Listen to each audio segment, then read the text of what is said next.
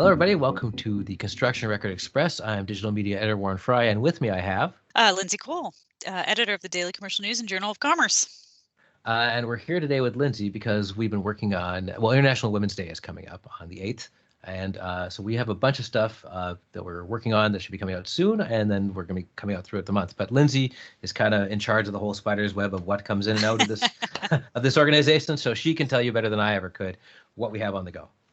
Yeah, well, thank you for that, Warren. I appreciate that kudos there. But yeah, I think from my perspective, just kind of seeing the team starting to put together some coverage areas and looking into some events that are coming up for International Women's Day.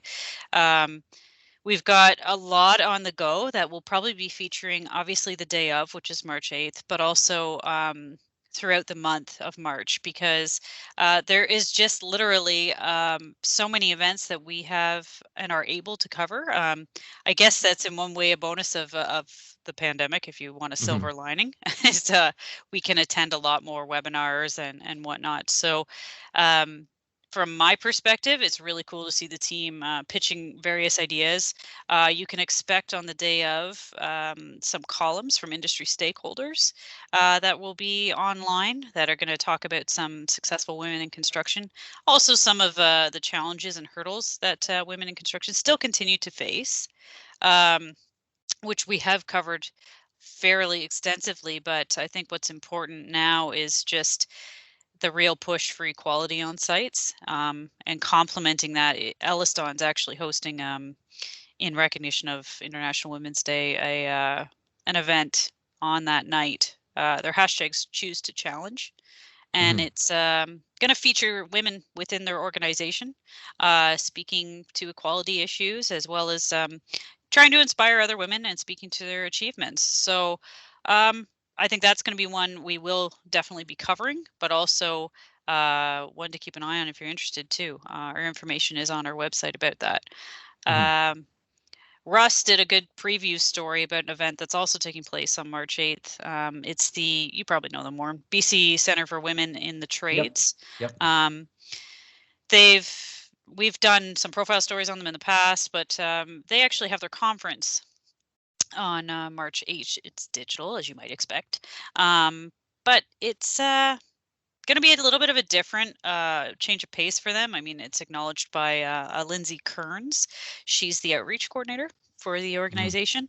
But so it's sad in some ways that they can't meet in person. I think everybody's feeling that way. But on the other hand, does allow for a little bit more of a wider span for an audience. So again, a silver lining.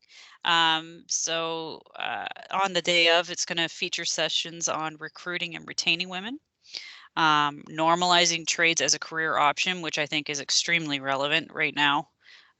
We all know that among trying to encourage younger people to get into the trades, be it women or anyone else for that matter, does have some challenges. So I think normalizing it as a valid and viable career option is a great topic of conversation, especially when it comes to women. And we can see the sectors right now, hospitality and whatnot, unfortunately getting hit by the pandemic. It does open up an opportunity for us to fill our voids. So that's kind of cool. So you can definitely expect more coverage on that conference. We have a couple of other things going on too. As I mentioned, more columns and whatnot coming out. But throughout the month, I think you guys might look forward to some deeper dives when it comes to women in construction. I'm not going to give everything away, but I think the podcast might be a good area to explore. So as always, yes. Yes. So that's kind of where we're sitting when it comes to our women in construction celebrating International Women's Day coverage. So okay. Yeah. I think it also segues well, Warren, into something that you're working on for this week.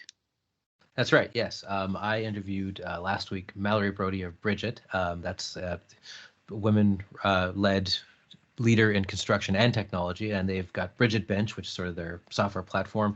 They just made a major deal with, I'm going to say the name wrong, Skanska or Scan. It's a huge U.S. based. Yeah, it's with a a very massive. Norwegian name that I can't possibly get right. so please Google and correct me. At at at editor@dailycommercialnews.com, so it can go to you and not me. Oh, gee, thank you. Anyway, yeah, I talked to her about that deal and about working during the pandemic and a few other things. And here's a clip from that interview, which will lead into a story probably sometime this week.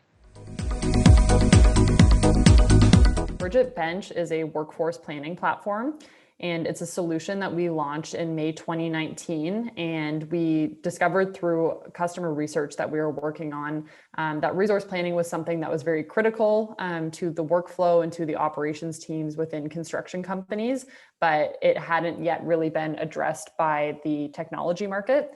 And so there's been a ton of innovation in construction technology over the last decade with project management solutions, field solutions, et cetera. And resource planning was something that operations leaders were still finding challenging and typically managing in Excel spreadsheets.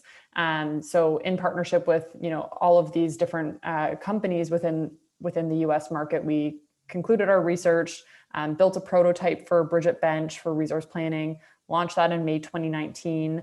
And really what it's looking to help with is often construction companies, are, of course, a huge component of their budgets come down to people. And so they need to make sure that they're leveraging their workforce and their people effectively, scheduling them to different projects, and also ensuring that their people are, on projects that are suitable to their skill set, are in line with any professional development goals they have. So it's both, really a retention mechanism and then also a planning tool to be able to manage the workforce as efficiently as possible.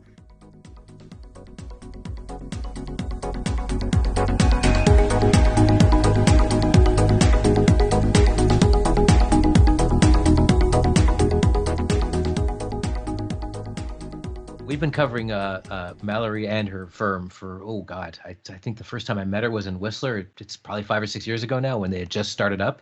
As Whistler was VRCA has had, I don't know if they're going to have it this year given the pandemic, but they would have sort of a leadership conference every May.